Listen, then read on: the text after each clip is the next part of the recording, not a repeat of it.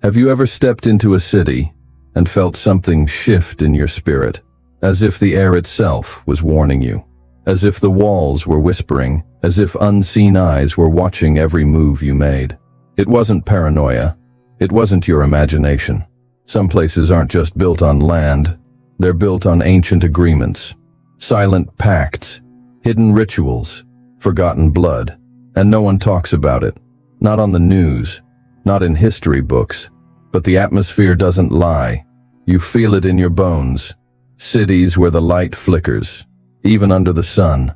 Cities where your spirit feels heavy, where the night is darker than it should be, where dreams turn violent, and peace runs from your soul. If you're a chosen one, you've already felt it. You've already walked through places where something invisible tried to silence you, drain you, contaminate you. And the worst part? It all looks normal, beautiful even. But behind the cafes, the temples, the smiling tourists, there are forces at work, real forces. Rituals still being done, spells still echoing through the streets, spirits still claiming territory. These aren't metaphors. These are strongholds, spiritual nests of manipulation, oppression, and deception. And if you step in unguarded, they will notice you. Because you carry light, and where there's true light, darkness never stays quiet. Today, I will show you 5 cities where darkness walks freely. Places where witchcraft isn't folklore, but foundation. Places where the chosen ones become targets the moment they arrive. This isn't about fear. This is about awareness. This is your divine briefing. If you've been feeling spiritually attacked, chronically drained, or disconnected without reason, the answer might be geographical, yes. Some locations carry curses.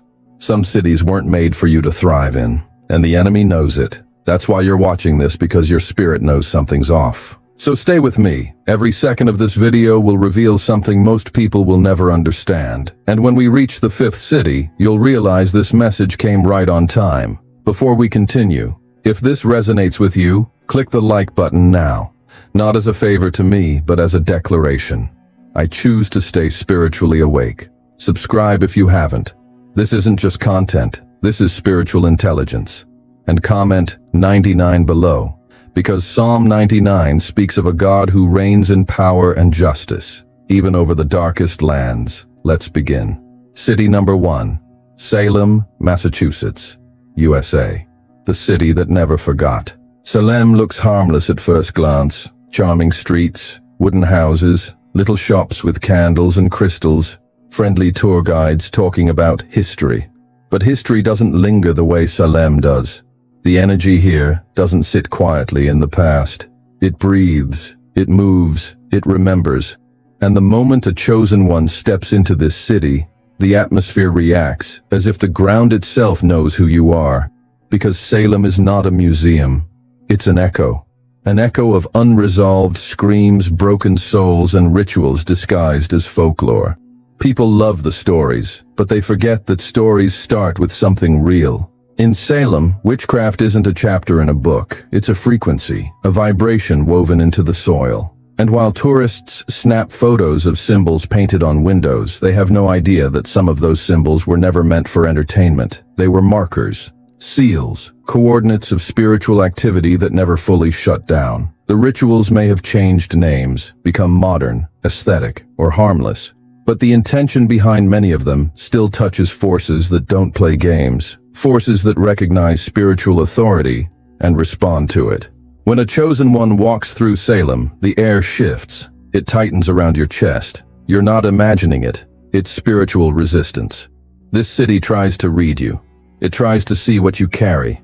And if your light is strong, Salem does what darkness always does. It calculates how to interfere.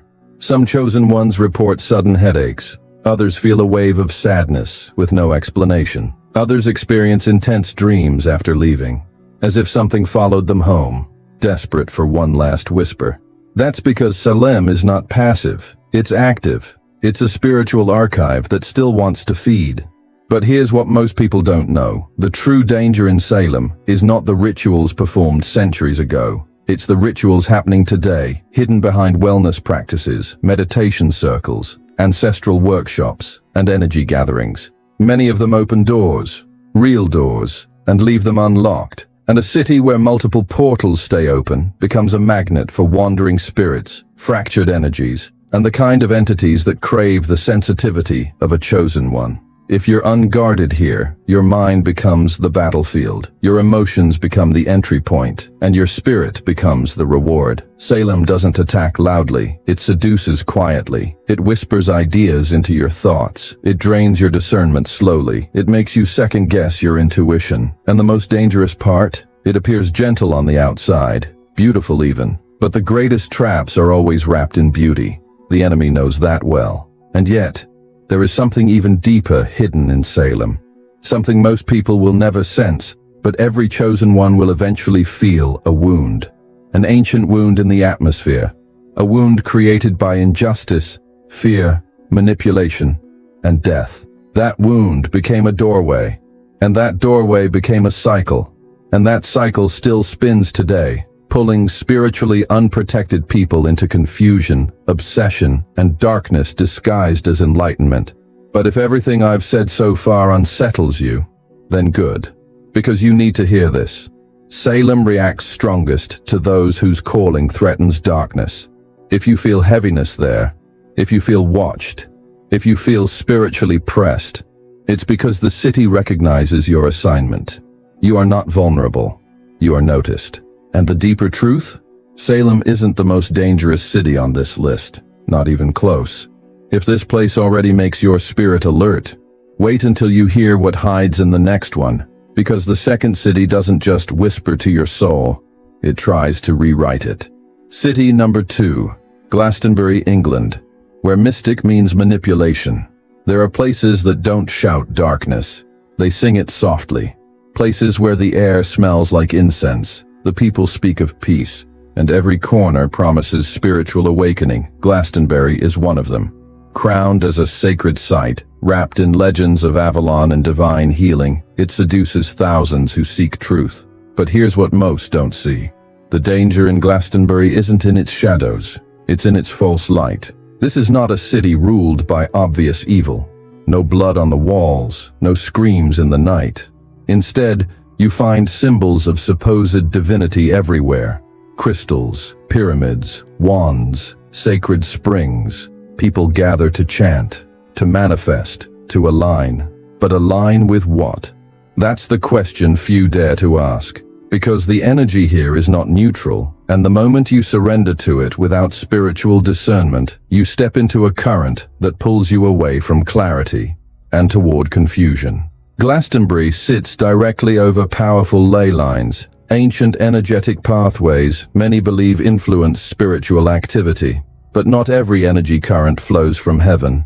Some were hijacked. In Glastonbury, these lines have been tapped by centuries of ritual, enchantment, and invocation. This isn't a theory. It's a network, a living system of spiritual exchanges that continue to operate beneath the surface. Some ceremonies are open, others secret, but all feed something and chosen ones. You don't just walk into this city, you walk into an arena of invisible seduction. Many arrive with noble intentions, to find healing, to find guidance, to connect with the divine. But they leave with spiritual exhaustion, mental fog, and a strange sense that something sacred was drained. That's because Glastonbury doesn't attack like a demon. It embraces like an angel. Its danger is in its beauty, in its messages that sound right but twist truth, in its ceremonies that simulate the divine but pull you deeper into dependency on objects, rituals, and personalities. It's not spirituality. It's spiritual manipulation, and if you're a chosen one, your light becomes a threat here. You'll find yourself met with resistance cloaked as welcome. People will smile at you, but something behind their eyes will hesitate. You'll feel it when your prayers feel blocked, when your spirit feels watched, when your clarity turns into chaos. That's not coincidence, that's confrontation, because real light exposes false ones. There's something few talk about, the spiritual jealousy that operates here. Spirits and people who sense your anointing and try to mimic it, discredit it, or absorb it. Glastonbury has become a stage for spiritual performers, many of whom channel without testing the source. Entities are invited into open vessels, and when a chosen one walks into the room, carrying fire instead of fog, The masks tremble. They don't want you here. Not because you're wrong, but because you're too real. But don't misunderstand. Not everyone in Glastonbury is evil. Many are genuinely seeking. But the spiritual atmosphere is thick, layered, and unstable. It's filled with overlapping frequencies, some divine, some deceiving. That's why so many who visit feel spiritually intoxicated at first, only to crash days later with anxiety, confusion, or burnout. The light here flickers fast, because it was never rooted in truth. And still, this city is not the climax of our journey. If Glastonbury manipulates with beauty, then what's coming next confronts you with raw spiritual heat, because the third city on this list doesn't hide behind mysticism. It burns with ancient spirits still active today. Stay alert. What's coming will shake your discernment to the core. City number 3, New Orleans, Louisiana, USA. The gateway of voodoo spirits. The French Quarter hums with music, laughter, and light. But beneath that rhythm, there's a pulse far older and far darker. New Orleans doesn't just hold culture. It holds contracts. Spiritual contracts, written not in ink, but in ritual, in blood, in offerings, in whispered names that still echo through alleyways and cemeteries. This is not just a city. This is a portal, a living altar, a spiritual hotbed where real forces respond, not to tourists, but to vibration, to intention, to bloodlines, to anointings. Here, witchcraft doesn't hide. It parades. It dances in plain sight, but it's masked behind the language of tradition, heritage, and celebration. Voodoo shops line the streets. Statues of spirits sit openly on shelves, and rituals are sold like souvenirs. But make no mistake, something ancient is watching, and the moment you enter this atmosphere, your spirit is scanned. If you're a chosen one, they'll know. The spirits here don't need names, they recognize light. New Orleans is one of the only cities in the Western world where graveyards are more spiritually active than churches. Entire ceremonies are conducted over tombstones, offerings are left at crossroads. And while most laugh it off as cultural flair, the spiritual world doesn't joke. These are not myths, these are mechanisms, doorways. Spiritual gates where demons are invoked under the disguise of ancestors. And what many call harmless connection with the dead is often a binding, a transactional exchange where something is always claimed in return. For the unguarded, the naive, the curious, this city can charm you into participation. A necklace here, a chant there, a candle lit without discernment. Suddenly your soul is tangled in a contract you never intended to sign. But for the chosen ones, the danger comes faster, because your aura doesn't blend, it disrupts. And disrupting ancient systems doesn't go unnoticed. Many chosen ones report sudden illnesses after visiting, nightmares that feel more like visitations, sudden emotional breakdowns, dreams of snakes, eyes watching from walls, shadows that move without light. That's not superstition, that's reaction. New Orleans fights back when your presence threatens the equilibrium of the spiritual pacts sustaining it, and it uses beauty as bait, jazz, food, art, love. But all of it sits atop something restless, something that never sleeps. There's a spiritual arrogance in the air, a sense that nothing can touch this city's throne, and maybe that's because it knows how to cloak itself, how to blend divination with dance, how to decorate demonic packs with beads and feathers. But God is not deceived by music, and neither are the chosen ones who are awake. Yet, there is something else here. A war. A silent battle happening underneath the glamour. Intercessors planted by God. Warriors walking the streets unnoticed, not to participate, but to break what was built. If you've been called to New Orleans, it's not for pleasure. It's for confrontation. And if you're drawn to it, beware. Your assignment might be hidden in your attraction, but be warned. If Salem was memory and Glastonbury was seduction, then New Orleans is possession. This city doesn't just want your attention, it wants your access. And if it can't have your body, it'll aim for your dreams, for your calling, for your voice. And yet, it still isn't the most spiritually guarded place we've found. Because the next city on our list isn't famous, it doesn't have festivals or tourists, but what it lacks in attention, it makes up for in sheer darkness. What's coming next hides in silence, and that silence is not empty, it's charged. City number 4, Bloemfontein, South Africa, the coven behind the quiet. Not every stronghold announces itself. Some wear silence like armor. Some thrive not in chaos, but in calm. Bloemfontein is such a place, a city with no international spotlight, no Gothic architecture, no obvious signs of darkness on the surface. It seems safe, respectable, almost invisible. But that's the point. The enemy doesn't always hide in shadows. Sometimes it hides in routine and discipline, in quiet obedience to ancient covenants. Bloemfontein is known as South Africa's judicial capital, but there's a second court operating here, unseen, spiritual, and centuries older than any government.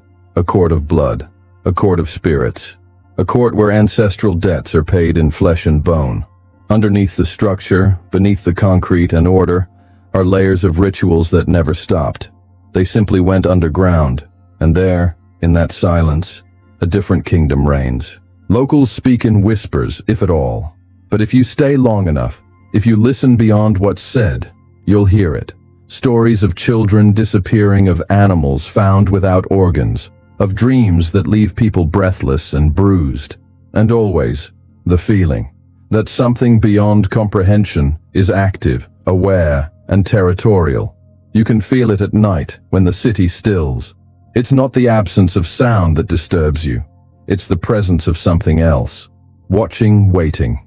In Bloemfontein, witchcraft doesn't scream. It negotiates. Through ceremonies disguised as culture. Through tokens passed from generation to generation. Through hands that lay curses with the same calm as prayers. The power here is not chaotic. It's organized, strategic, ancient, rooted in pacts made long before you were born, pacts that still demand payment. Many who visit leave with more than photos. They leave with spiritual fatigue that medicine cannot fix. Nightmares that begin the same night they arrive. Violent, precise, repetitive. Some report voices calling their names.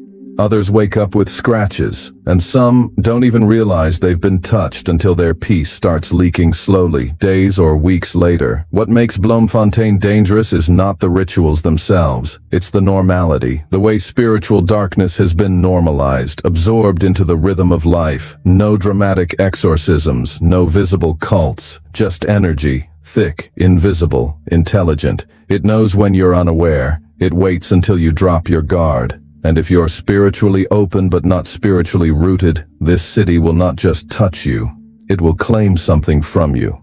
But here's the twist no one expects. Chosen ones are often drawn to places like this, not by mistake, but by design. Some of you have been sent into dark territories carrying light that triggers ancient systems. You feel exhausted, not because you're weak, but because your spirit is disrupting atmospheres that haven't been challenged in decades. You feel pressure because the ground beneath you is responding to your frequency. You were noticed, not by people, but by forces who knew what you carried the moment you arrived. Yet even in cities like this, there are assignments. There are chosen ones who awaken in the middle of the night, not from nightmares, but from instructions, who pray silently in hotel rooms and shift atmospheres without saying a word, because the war is real, but so is the power that lives inside of you. And still, we haven't reached the darkest location. Because the final city doesn't just host darkness, it partners with it. And when you hear what happens there, you'll understand why the enemy wanted you distracted. The silence is almost over. What comes next is the sound of the trap snapping shut. City number 5. Toowoomba, Australia. The circle in the forest. Some cities scream, others seduce. But Toowoomba whispers, and that's what makes it lethal. Hidden in the elevated hills of Queensland, this city is easy to overlook. It doesn't brag. It doesn't pull headlines. But deep in its forests, past the quiet roads and the eucalyptus silence, something ancient stirs. Something that never wanted to be found, but is now fully awake. Spiritual communities across Australia know Toowoomba's reputation, not publicly, not in blogs or newspapers, but in private circles, in unrecorded testimonies, in dreams that echo louder than sirens. They speak of a circle in the forest, a specific area avoided by animals, heavy in atmosphere and disturbingly organized. Stones placed in patterned charred remains of what appear to be offerings. The residue of sound, not heard, but felt.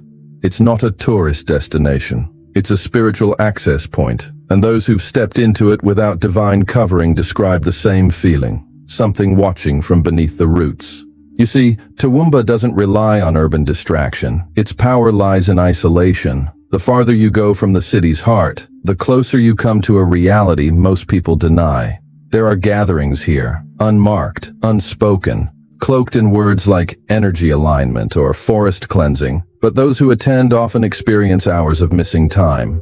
Some speak of black-robed figures, others of strange animal behavior, owls circling, dogs refusing to move forward, birds falling dead mid-flight. These aren't metaphors, they're markers of something being invoked again and again. But perhaps the most chilling reports come from chosen ones, those whose spiritual senses are sharpened, those who carry a divine frequency. Many who pass through Toowoomba return with a weight they cannot name, a sense that something entered with them, or worse, followed them home. Not every attack screams. Some simply rearrange your peace, your sleep patterns, your dreams, your clarity, until you forget who you are, not with fear, but with fog. That's the nature of the interference here, not to frighten you, but to erase your edge. And the rituals, they're not theatrical. They're precise, designed to replicate light, but wired for control. Toowoomba's strongest weapon isn't fear, it's deception. The belief that what's happening is harmless, that gathering under the moon is healing, that invoking unnamed spirits is natural. But no one asks the cost, no one notices the shift, and by the time they do, they're already entangled. This region has also become a magnet for those seeking to merge the mystical with the marketable, selling ascension programs, forest retreats, and third eye activation tours. But here's what no one says out loud. These spaces are being used, hijacked. Not every facilitator knows it, but the forces they've invited do. And those forces are not silent. They're selective. They're drawn to those who carry spiritual power, not to bless them, to bind them. But listen closely now. There's something deeper, a covenant made in the soil of this region. Long before cities rose, long before colonization. It was made in darkness, preserved through blood passed through lineages. And today it still whispers from beneath the trees. It seeks alignment, agreement, access. And if you walk into that forest unarmed, spiritually unsealed, it won't matter what you believe, the ground will recognize your ignorance and respond accordingly. Yet there's a reason you're hearing this now. It's not to paralyze you, it's to prepare you, because some of you are not just passing through dark territories. You're being trained for them. You don't carry light just for yourself. You carry it to confront, to cleanse, to break systems that were built to last forever, until you showed up. And now, we arrive at the threshold. You've seen the cities, you've felt the patterns, but what you're about to hear next will connect everything, the revelation that ties all these strongholds together, and the spiritual decision you must make before it's too late. Get ready. The final moment is calling. This was never about maps. This was never about monuments. This wasn't a sightseeing tour through spiritual landscapes. This was your spiritual alert, a divine transmission, a prophetic call. And if you felt your heart pounding at any point in this message, it's because your spirit recognized the truth. You've been walking through territories that were never safe. You are not just sensitive, you are activated. You don't just carry light, you radiate power. And that power doesn't go unnoticed. It irritates darkness. It disrupts old covenants. It wakes up regions that were spiritually asleep. You were never just passing through. You were being studied, watched, tracked. Because the moment your foot touched the ground, atmospheres shifted, and not everyone, not everything, liked it. Some of you thought your exhaustion was emotional. It wasn't. It was spiritual retaliation. Some of you thought your confusion was mental. It wasn't. It was spiritual interference. You've been under pressure not because you're failing, but because you're on the verge of remembering who you are. This world is not neutral. These cities are not empty, and your life is not random. You were marked, chosen for a mission that doesn't fit into comfort zones or vacation plans. Now you know.